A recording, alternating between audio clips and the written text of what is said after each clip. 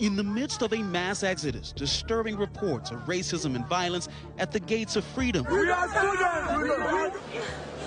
1 million people and counting have poured over Ukraine's borders, escaping the scourge of war. It is believed to be the largest number of people displaced in the shortest amount of time since World War II. And the numbers, they keep rising.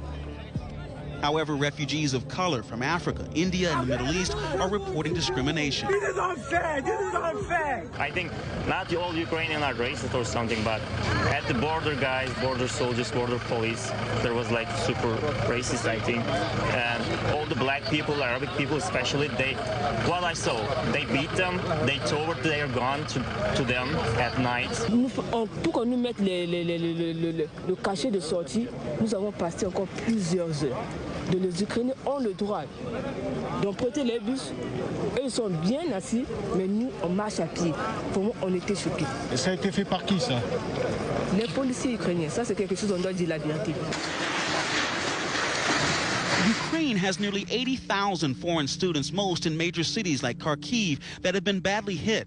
The money they spend to attend school has a significant impact on the Ukrainian economy. According to the country's Ministry of Education and Science, each student spends up to $8,000 a year. On n'était pas venus comme les gens qui venaient qui demandaient, mais nous, on était arrivés en Ukraine comme des étudiants étrangers et on payait l'argent. On paye cher. And yet, in the middle of a humanitarian crisis, these students say they are being treated as others. They're reporting longer wait times in line. On Twitter, the hashtag Africans in Ukraine flooded with videos circulating of police refusing entry onto buses. It seems like there's a hierarchy of Ukrainians first, Indians second, Africans last. This is Corinne Sky. She's a British medical student who was living in Ukraine when the invasion began. Her family has reached safety in Romania, but she told us when crossing the border, there was obvious segregation. They are prioritizing Ukrainian people leaving Ukraine. Students who've come from different countries to get an education for a better life for our families and friends.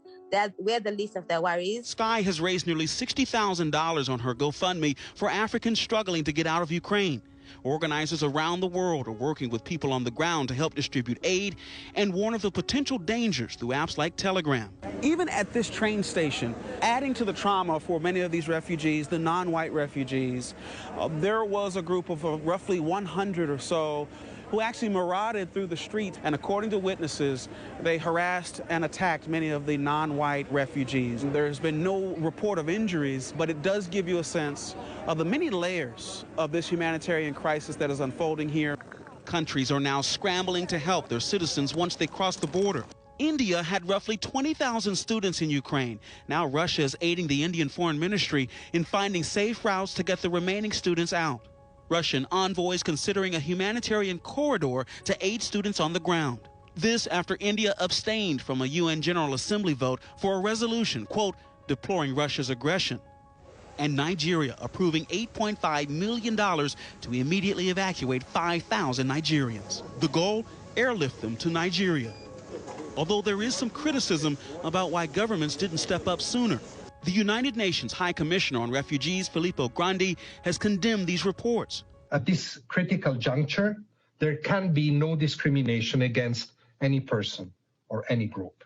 However, the Ukrainian government denies any wrongdoing, tweeting, quote, in Ukraine, there is no discrimination based on race, skin color, or nationality, including when it comes to the crossing of the state border by foreign citizens. The first-come, first-served approach applies to all nationalities. Still, there are thousands of stranded foreigners unable to make their way to the border, wondering if they'll ever see their homelands again. But for some of the ones that are able to make it to the border, the horror goes on, as they're met with the ugliest and the worst of humanity. So now you are taking Ukrainian white people. Why? Are we not people like them?